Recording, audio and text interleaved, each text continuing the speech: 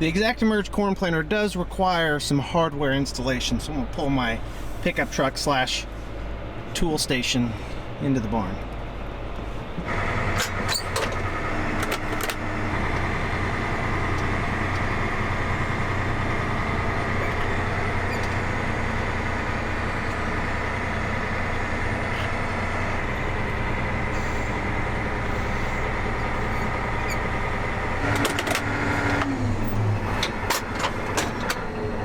One down, 2 to go. Then we should have a little bit more light in the barn and not as much tractor in the way.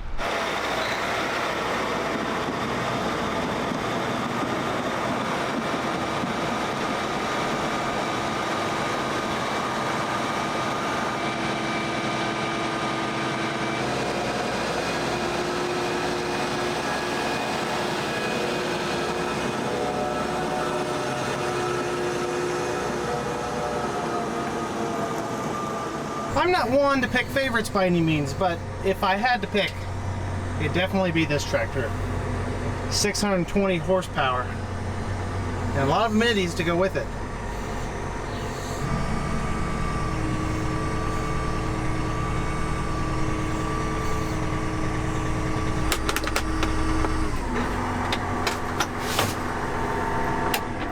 It also doesn't hurt that the 9620 is worth about twice what one of those 9460Rs are worth right now.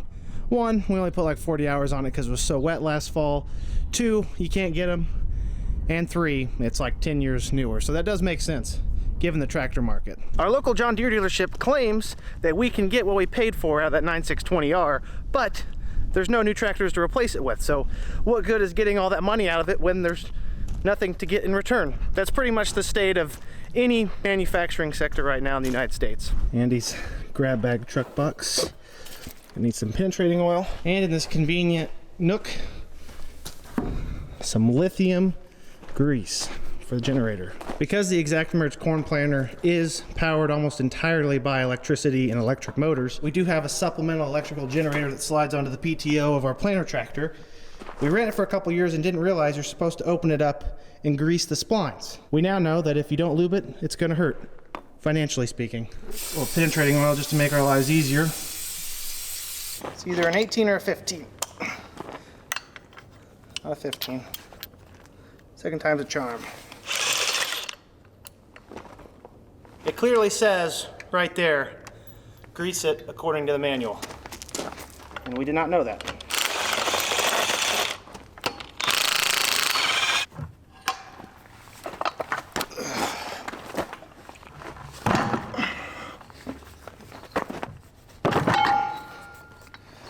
Just like that.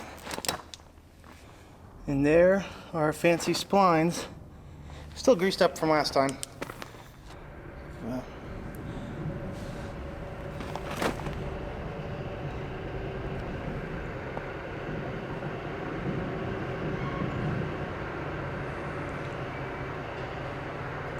At the rate we're using this tube of lithium molybdenum grease, it'll probably still be good by the time my kids graduate from college. And hopefully so will this PTO generator.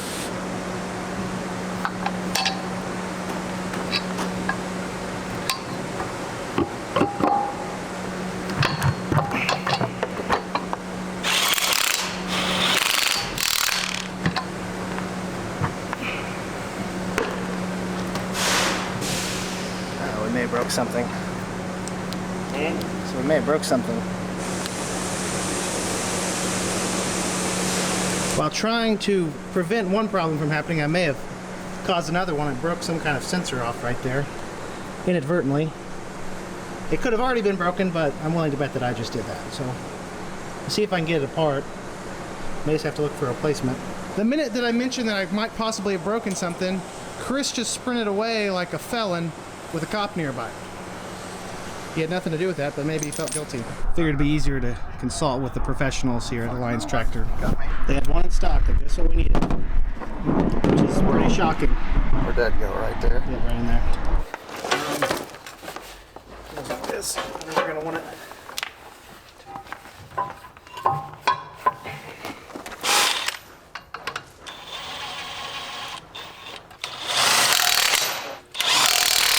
Since the PTO puts a lot of rotational force on the generator, we want to make sure that it's pretty level coming out. That way there's not more force being applied to one side. And we put the bracket on the bottom, obviously, to hold it in place, because there's no locking mechanism on the splines inside.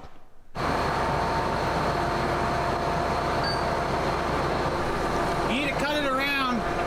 You need to bring your front end that way.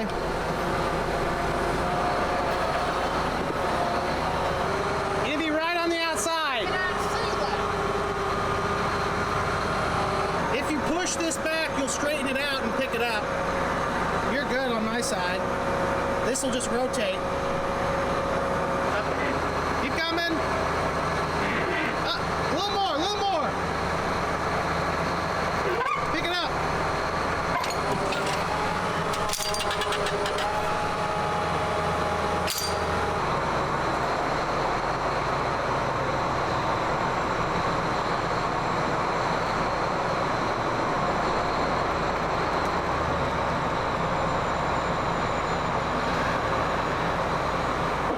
We've got to get some of our valuable planter parts out of storage.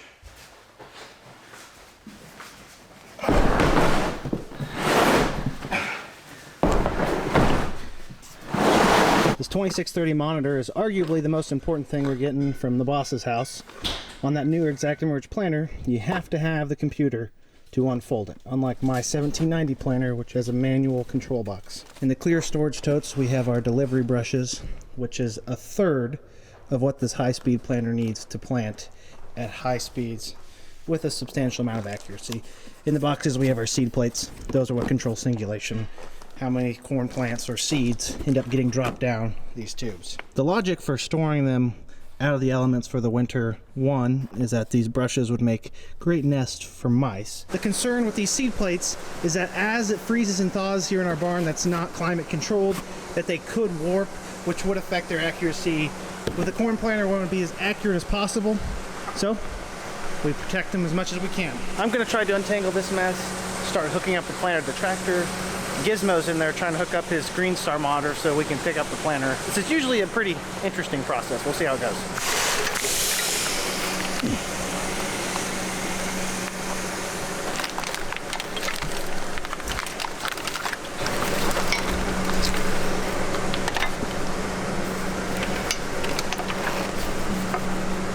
Just a few to hook up.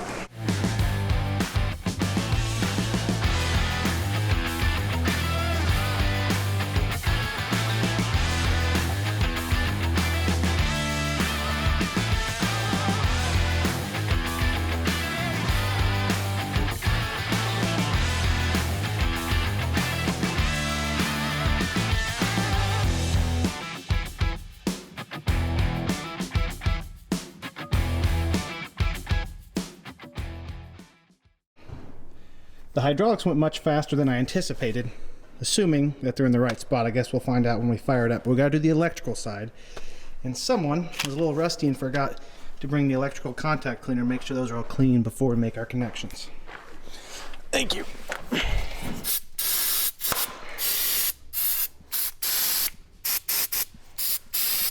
Okay. Not spun on, is it? Got your finger in there? Yep. Since we have the hydraulics, electronics, and the tractor brains hooked up now, we should be able to control the hydraulic cylinders on the back here, get this thing fully lifted off the ground. We're going to pull it up, then I'm going to begin to put together all the row units.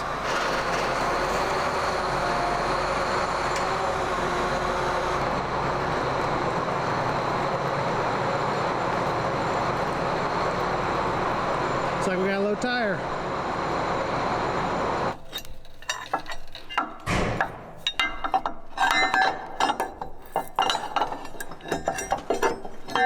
Dad's gonna cycle the cylinders real quick to even them out. See, that side is lower. This should catch up here. It's getting better.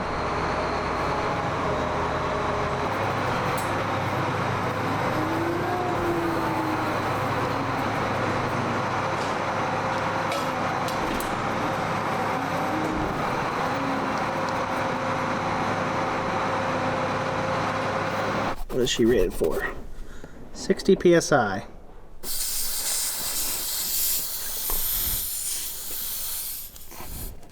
Now, this is quite a bit of tire for this little pump, but seeing as we don't have a compressor over here, it's worth a shot. The battery on this will probably die before we even get close.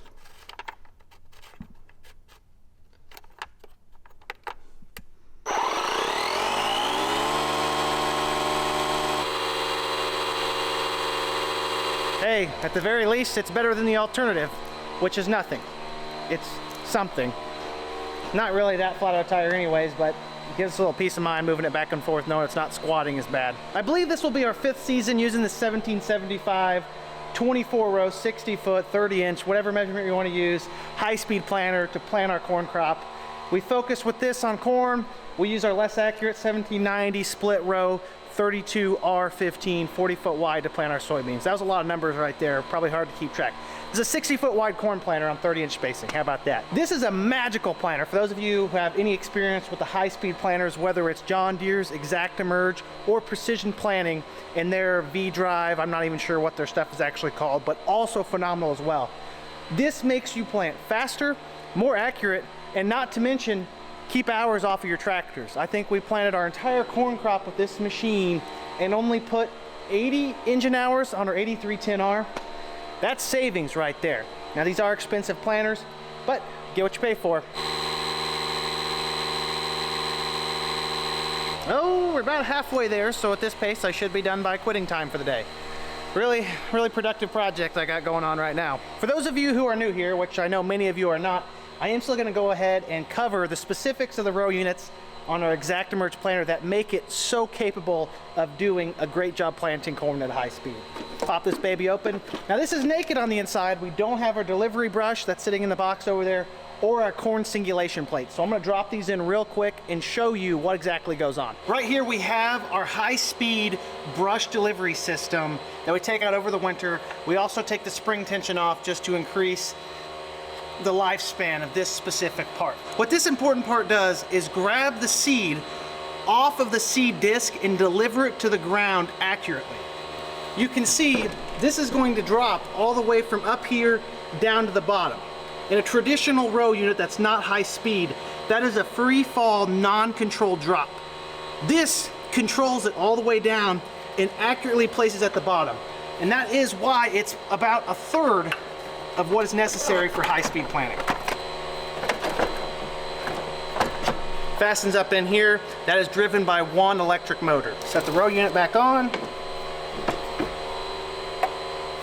Fasten her down. Here you have the inside of the seed unit without the plate installed. This is where the brush sets. That plate is going to come around, drop the seed onto this conveyor, so to speak, of bristles and deliver it down to the ground. The accurate singulation provided by the row unit in the plate would only be worth so much if it was not getting put specifically down to the ground. That 2 foot of free fall is a lot of play or wiggle room, and when it hits the ground, your spacing could be off a couple inches either way depending on how it travels downward. You want to eliminate any of that error, and that's why this part's on there. Here we have our 32 hole John Deere corn seed plate or disc, depending on what you want to call it. This sits in here, collar holds it on. The seed is delivered from the centrifugal tank by this tube back into here. This vacuum hose pulls a vacuum against this, pulling the seed on the inside up against each one of these holes. That's why this has vacuums and fans. The fan delivers the seed, the vacuum pulls the seed against the unit. As it spins around to the brush location, it loses its vacuum. This brush grabs the seed out of this hole and delivers it to the ground accurately. It's that simple. Complicated, but also very simple. All we gotta do, lock that into place. Cover it back up if that thing wasn't being a little rascal. Snap her down, put our vacuum hose on. That one's ready to plant. Oh, I just gave you an entire planting lesson and the tire is still not aired up. This would be a good time to mention, make sure you head over to farmfocus.com, get your channel merchandise. These hats are sweet, and I also have another cool style coming out very soon, so pay attention to that. I appreciate you all continuing to support the channel and allowing me to do this. This right here though, we need to fix this. We need an air compressor or something, but I might leave it. I'm afraid that this is gonna do too good of a job and over air it. It's set to 60 PSI, so it should automatically shut off. I doubt that this is capable of blowing that tire, but that'd be a hard one to explain to the boss if I left for lunch and came back and we had a completely blown tire. So I'm gonna sit here and babysit this for a little bit longer. What allows the disc and the brush to be so accurate is the incorporation of 2 electric motors. Electric motors are extremely precise, so everything can essentially be controlled on the dime on these newest generations of planters. Our soybean planter over there is run entirely on hydraulics. It has a drive line, it spins all the units. It's not necessarily bad performer, but just nothing as good as this, and it's also a lot cheaper. The third part that really allows this to be high speed is the hydraulic downforce that adjusts in milliseconds. What good is being able to plant very fast if you cannot maintain a good ground right across the field? You can be as accurate as you want, but if this unit is bumping out of the ground and throwing seeds in different places, all that money's wasted. So that is really the third piece that creates this trifecta. And we have our generator, which you watched us install just a second ago. That provides supplemental power beyond what the tractor's alternator is capable of to power all 48 of the electric units on this planter. My dad informed me that it's not wise to park your truck in the middle of the shed when you work with a bunch of old people who have a tendency to run into things. Duly noted, but it's hard to beat the convenience factor of having all your tools in your truck right here. I guess I could kind of see where he's coming from. It's a little bit snug in here. Only a little bit.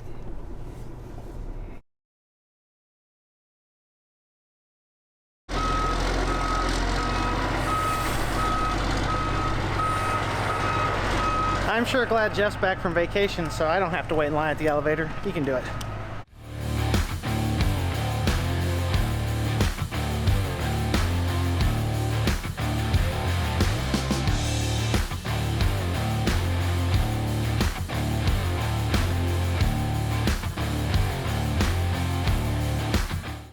Much to my surprise, my tire actually aired all the way up. I guess this thing is good for something. We've learned that starting planting season off with a nice electrical cleaning courtesy of John Deere electrical contract cleaner makes things a little bit less problematic. The problems still do occur, but less of them. That is one of the unfortunate parts of an almost entirely electrically driven planter, is that it has electronic issues. And on occasion, a lot of them. I don't believe we're going to be planting anytime soon, but Dad wants to go ahead and set the depth.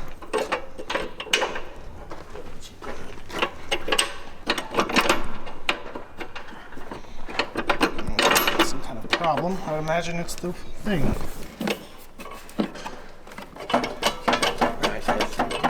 Someone didn't install theirs right. I'm not the one who installed this one.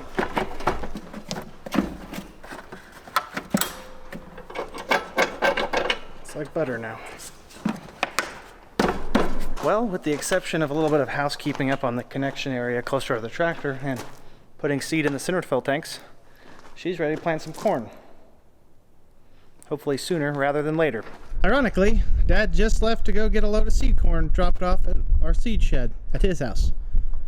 So I guess now we just need dry weather and we're ready to go.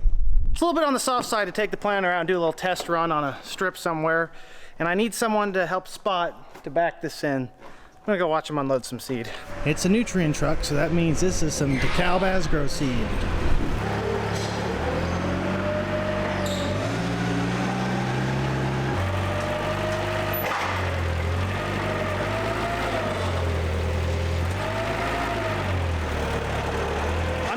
Quite a bit of work while they're laying that tile, because this is a lot more seed in the barn than I remember. I've unloaded 3 boxes myself, and now we got 15 loads of seed here probably, or 15 individual boxes or bags. It's good to see that Old Faithful's still running. That forklift's older than I am.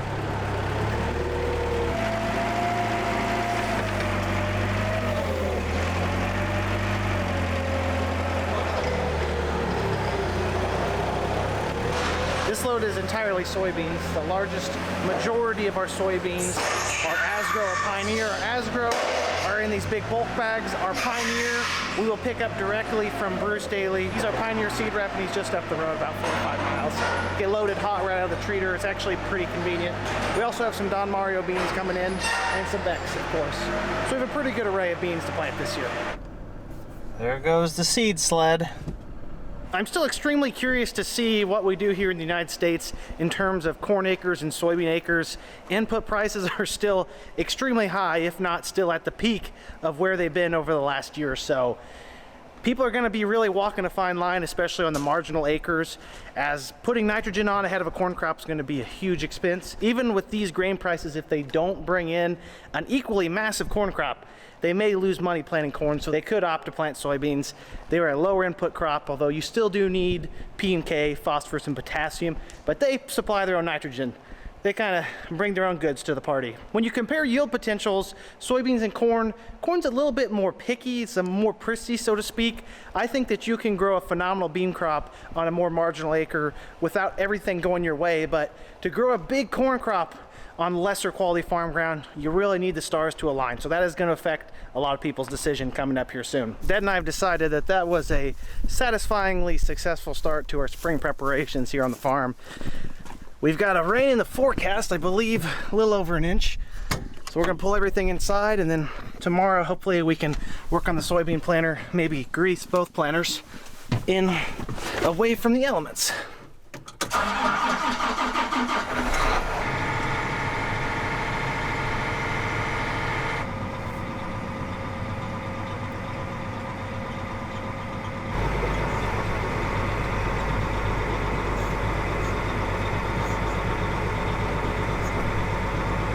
Put it simply, today was the start of a long season of tractor shuffling in and out of this barn. Because when it's all said and done, we'll have moved these things around umpteen different ways and different directions, and who knows. We'll have done that much before we even start planting a crop.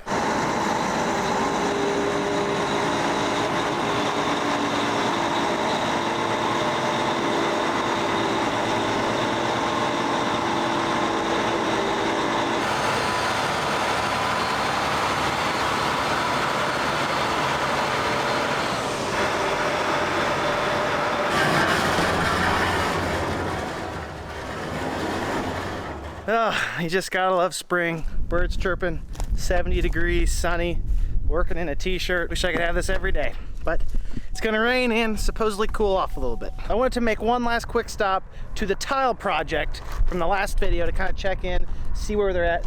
Dean Drainage did end up getting their 24-inch dual wall boot off their trencher and taken away from here. We had a rain, softened things up a little bit too much. They were out here working earlier today. They put this 24-inch T in. That is going to be the surface inlet area, and that over there is where we're going to hook into another tile that should have grade to hit that and then find its way out. This is just temporary. I don't know what we're going to do, if we're just going to put a honeycomb over the top, or maybe in the summer we might even come in and tear this out and put something completely else in, but this will do the job for now. They also took the widest cutting teeth off of the trencher today so they can hook in those tiles tomorrow if it does not rain. However, it's almost a sure thing that it's going to rain at this point. I'm not a betting man, but given what we've dealt with for the last 6 to 7 months, I'd say if there's a small chance of it raining, or even 0% chance of it raining, it's still probably going to find a way to rain when you need it not to. They've pretty much got this finished up. They fixed a couple tile holes, and like I said multiple times, I'm not excited to see how much this tile helps, but that's more than enough farming for one video. I appreciate you all tuning in. Like the video if you enjoyed it, subscribe if you want to see more, and comment down below if you have any questions. You know I love to talk about farming. Have a great day, everyone. Peace.